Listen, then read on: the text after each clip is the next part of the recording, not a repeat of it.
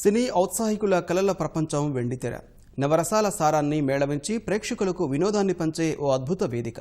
కళామతల్లి సేవలో తరించి ఇక ప్రజాసేవ అంటూ వరుసకట్టిన నేతలు భారత రాజకీయ వేదిక మీద కోకొల్లలు. ఈ వరుసలో సినీ జగత్తుకు సమానమైన కీర్తి ప్రతిష్టలను రాజకీయాలను గడించిన వారు కొందరైతే అలా వచ్చి ఇలా వెళ్లిన వారు మరికొందరు. ఇప్పుడు నేను సైతం అంటూ దూసుకువచ్చింది ఓ సినీ తార. వస్తూనే లోక్సభ ఎన్నికల బరిలో నిలిచి రాజకీయాల్లోనూ వెలుగులు పంచుతానంటోంది. మరి ఎంతకీ తారా, ఏమిటా కథ ఇప్పుడు చూద్దాం.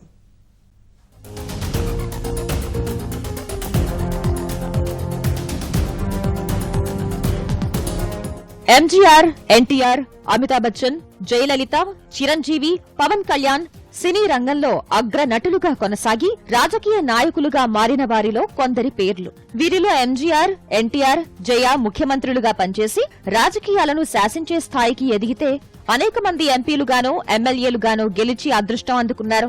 ఇక ఎన్నికల బరిలో నిలిచిన అదృష్ట దేవత పలకరించని వారు మరికొందరైతే పోటీ చేసే అవకాశం రాక ఇలా వచ్చి అలా వెళ్లిపోయిన సినీ తారలు దేశ రాజకీయ యవనికపై ఎంతో మంది కనిపిస్తారు.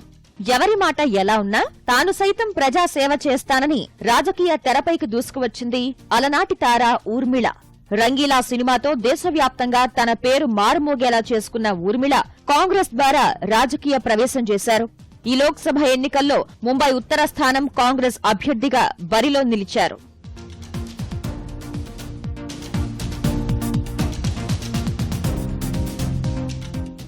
భాజపా నుంచి ఇప్పటికే హేమామాలిని, జయప్రద వంటి ప్రముఖ తారలు పోటీలో ఉన్నారు.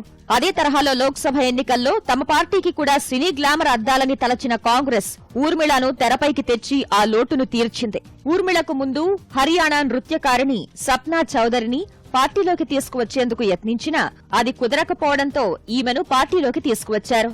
ఊర్మిళ పోటీ చేయడం ద్వారా ముంబైలోనే కాకుండా మహారాష్ట్రలోని మిగతా స్థానాల్లో కూడా ప్రభావం ఉండగలదన్న విశ్వాసంలో ఉంది కాంగ్రెస్ పార్టీ.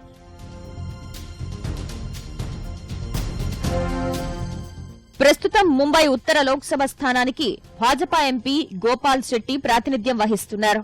ఈయనపై పోటీకి బలమైన అభ్యర్థి కోసం అన్వేషిస్తున్న కాంగ్రెస్ కు ఊర్మిళ రూపంలో ప్రజాభిమానం ఉన్న వ్యక్తి దొరికారు. ముంబై ఉత్తరం భారతీయ జనతా పార్టీకి మంచి పట్టున్న స్థానం కావడంతో ఈ స్థానంపై ప్రత్యేక దృష్టి సారించింది కాంగ్రెస్. ఇక్కడ 1989 నుంచి 2004 వరకు భాజపా సీనియర్ నేత రామ్ నాయక్ వరుసగా గెలుస్తూ వచ్చారు. ఆయనకు చెక్ పెట్టేందుకు 2004లో నటుడు గోవిందాను బరిలోకి దించి విజయం సాధించిన కాంగ్రెస్ ఇప్పుడు ఊర్మిళను రంగంలోకి దించింది. ఎలాగైనా గెలిచి తీరాలన్న పట్టుదలతో ఉన్న ఊర్మిళ విస్తృత ప్రచారం చేస్తూ ప్రజల్ని ఆకట్టుకుంటున్నారు.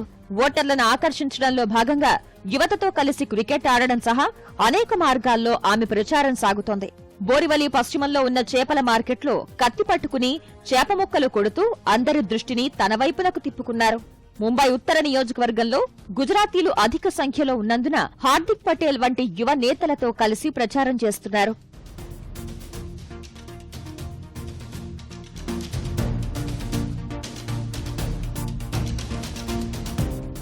ఇదే సమయంలో భాజపా అగ్ర నాయకులే లక్ష్యంగా పదునైన విమర్శలు చేస్తూ ఊర్మిళ నిత్యం వార్తల్లో నిలుస్తోంది. ప్రధాని నరేంద్ర మోదీ జీవిత కథ సినిమాపై ఆమె చేసిన తీవ్ర వ్యాఖ్యలే అందుకు నిదర్శనం. ప్రధాని మోదీపై జీవిత కథ కాకుండా కామెడీ సినిమా తీస్తే బాగుంటుందని, ఆయనేం సాధించారని బయోపిక్ తీశారంటూ ప్రశ్నిస్తున్నారు ఊర్మిళ. 2014 ఎన్నికల్లో ప్రజలకు ఎన్నో హామీలు ఇచ్చిన మోదీ ప్రధాని అయ్యాక వాటిని తుంగలో తొక్కి మోసం చేశారని ప్రచారంలో వివరిస్తున్నారు. कि जो ये फिल्म है वो चुनाव के वक्त में आना गलत है और मुझे नहीं लगता कि ये इस वक्त पे आना चाहिए.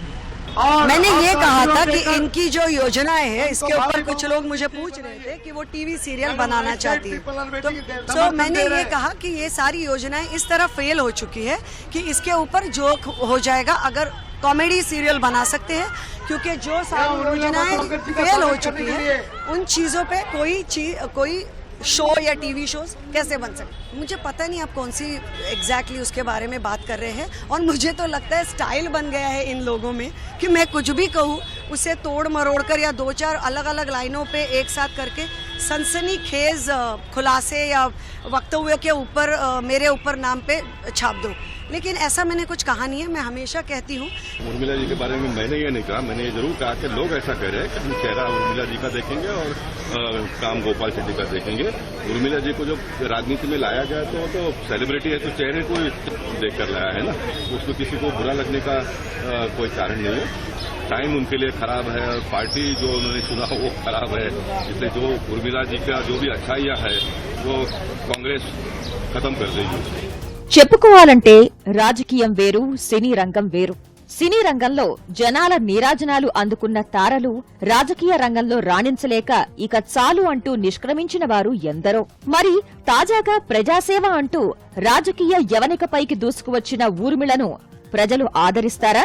ముంబై ఉత్తర స్థానంలో గెలిపిస్తారా అన్నది తేలాల్సింది ఫలితాల రోజే.